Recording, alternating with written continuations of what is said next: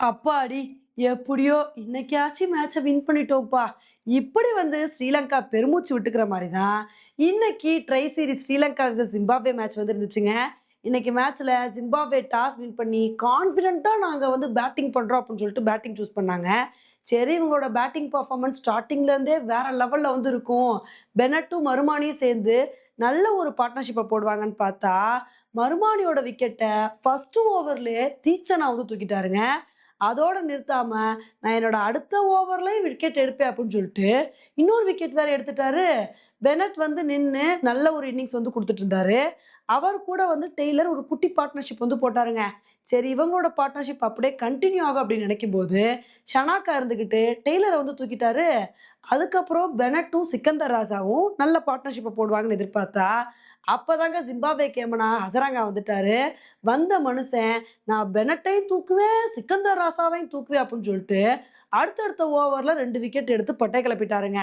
அதுக்கப்புறம் ரியான் பால் மட்டும் நின்னு, நான் ஏதோ என்னால முடிஞ்ச அளவுக்கு கடைசி வரைக்கும் போராடுவேன்ப்பா அப்படின்னு சொல்லிட்டு, அவர் கொஞ்சம் அதிரடியா விளையாண்டனால, இன்னைக்கு ஜிம்பாப்வே 20 ஓவர் முடிவுல 146 ரன் வந்து எடுத்தாங்க.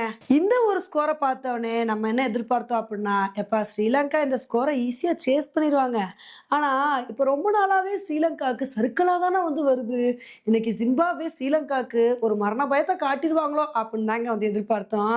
ஆனா ஸ்ரீலங்கா இருந்துகிட்டு, ஹலோ நாங்க அவ்வளோ ஈஸியா இந்த மேட்ச விடமாட்டோம். இத எப்படி வின் பண்றோம்னு மட்டும் பாருங்க அப்படின்னு சொல்லிட்டு, ஒரு சூப்பரான பார்ட்னர்ஷிப்ப பத்தும் நிசங்காவும், கமில் மிசராவும் வந்து போட்டாங்க. பவர் பிளேலே வந்து அடிச்சு நொறுக்கி தள்ளி 50 ரன்னுக்கு மேல எடுத்து பட்டை கிளப்பிட்டாங்க. இவங்களோட பார்ட்னர்ஷிப் அப்படியே கன்டின்யூ ஆக நினைக்கும்போது, கமில் மிஸ்ரா ஒரு கட்டத்தில அவுட் ஆயிட்டாரு. யார் அவுட் ஆனா என்னப்பா? நான் இருக்கேன். நான் எப்படி விளையாடுறேன்னு மட்டும் பாருங்க அப்படின்னு சொல்லி, பத்தும் நிசங்கா ஒரு சூப்பரான இன்னிங்ஸ் வந்து குடுத்தாருங்க. அவர் கூட குசால் மெண்டிஸும் சேர்ந்து நல்ல ஒரு பார்ட்னர்ஷிப் வந்து போட்டனால, இந்த மேட்ச ஸ்ரீலங்கா 17வது ஓவர்லே 9 விக்கெட் வித்தியாசத்தில ரொம்ப கம்ஃபர்டபுளா வின் பண்ணிட்டாங்க. ஆனா பத்தும் நிசங்கா தாங்க ரொம்ப பாவம். மனுஷன் 98 ரன் வந்து எடுத்தாரு. இன்னும் ஒரு 2 ரன் எடுத்திருந்தா செஞ்சுரி அடிச்சு ரொம்ப சந்தோஷமா வந்து போயிருப்பாரு. அவரோட செஞ்சுரி வந்து மிஸ் ஆயிருச்சு. ஆனா உண்மையிலே ஸ்ரீலங்காக்கு இது ரொம்ப தேவையான வெற்றி அப்படின்னு தாங்க வந்து சொல்லணும். கொஞ்ச நாளாவே ஸ்ரீலங்கா பயங்கரமா தோத்துக்கிட்டே இருந்தாங்க. பாகிஸ்தான் கூட ஓடிஐ சீரிஸ்ல ஒயிட் வாஷ் ஆயிட்டாங்க. அதுக்கப்புறம் இந்த ட்ரை சீரிஸ்லயாவது நல்ல ஒரு பெர்ஃபார்மன்ஸ் குடுப்பாங்கன்னு பார்த்தா, இந்த ட்ரை சீரிஸ்ல ஜிம்பாப்வே கூடயும் தோத்துட்டாங்க, பாகிஸ்தான் கூடயும் தோத்துட்டாங்க. இப்பதாங்க ட்ரை சீரிஸ்ல ஒரு மேட்ச வின் பண்ணி முதல் வெற்றியவே பதிவு பண்ணியிருக்காங்க.